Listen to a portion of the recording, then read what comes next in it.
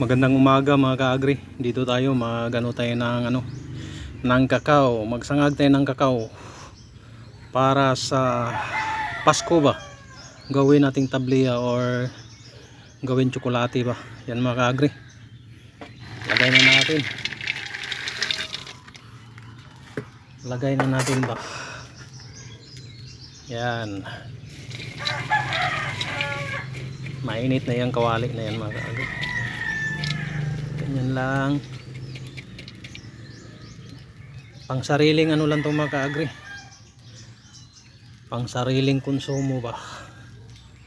Para sa Pasko.